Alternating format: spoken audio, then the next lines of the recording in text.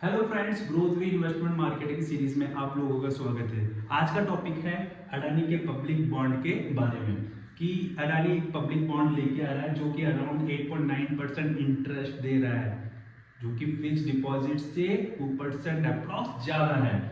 आज हम डिस्कस करेंगे आपको इसके अंदर इन्वेस्ट करना चाहिए या नहीं करना चाहिए।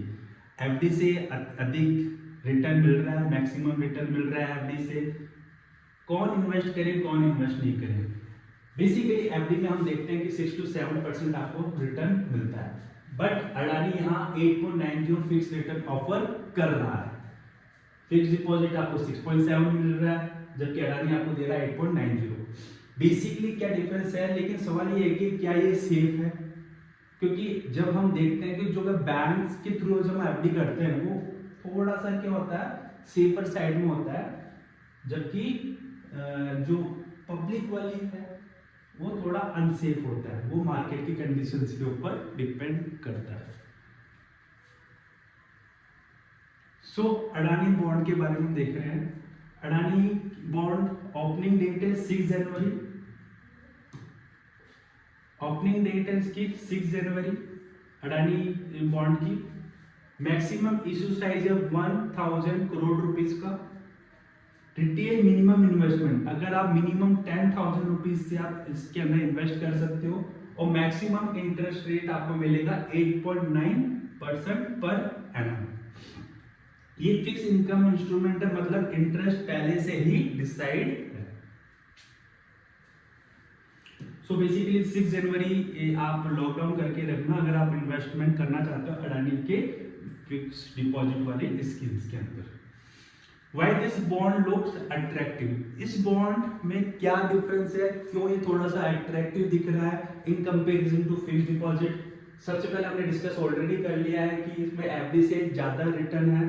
सेकंड है, मार्केट वॉलेटिलिटी नहीं है, स्टॉक मार्केट जैसा दिन भर अप्स एंड डाउन्स नहीं है इसके अंदर। थर्ड है, रेगुलर इनकम ऑप्शंस अवेलेबल है इसके अंदर, मींस आपका लॉन्ग टर्म के अंदर आप प्लान कर रहे हो तो then you can easily invest in that. FD versus Adani bond comparison, दोनों के बीच में कंपैरिजन कर रहे हैं।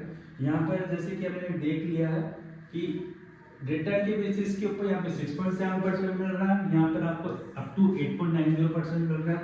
ये एफडी गवर्नमेंट बैक होती है, ये कॉर्पोरेट बॉन्ड है। सर लिक्विडिटी एफडी ज्यादा फ्लेक्सिबल है, ये थोड़ा मॉडरेट फ्लेक्सिबिलिटी इसमें आता है।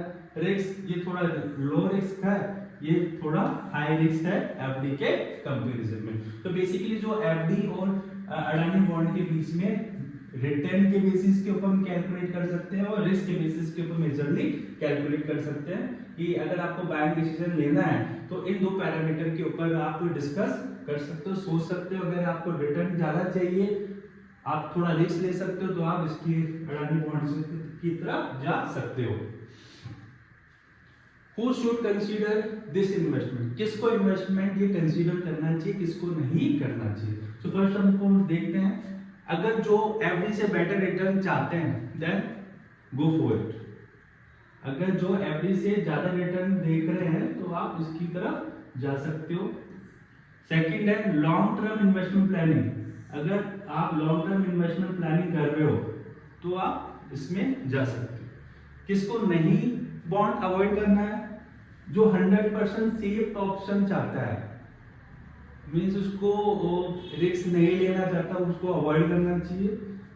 Risk averse investment, company specific risk या मार्केट फ्लक्चुएशन से बचना चाहते हैं, उनको इस अडानी बॉन्ड से में इन्वेस्ट नहीं करना चाहिए। नेक्स्ट है फाइनल इन्वेस्टमेंट वर्डिक्ट। अडानी का पब्लिक बॉन्ड है, एफडी का रिप्लेसमेंट ये नहीं है, पर एफडी का सप्लीमेंट जरूर हो सकता है। आपको रिस्क थोड़ा सा रिस्क लोगे, लेकिन आपको अराउंड 9% रिटर्न मिलेगा। ये स्मार्ट सेविंग के कैटेगरी में आता है। इसके बेसिस के ऊपर आप डिसाइड कर सकते हो कि किसको इन्वेस्ट करना चाहिए, किसको इन्वेस्ट नहीं करना चाहिए। बट ये बहुत ही अच्छा बॉन्ड है। अगर आप थोड़ा रिस्क टेकिंग प्रोफाइल है तो उसको उनको डेफिनेटली इसके अंदर इन्वेस्ट करना चाहिए। और मिनिमम 10,000 रुपीज़ से स्टार्ट कर सकते हो, अराउंड 9% आपको रिटर्न मिलेगा और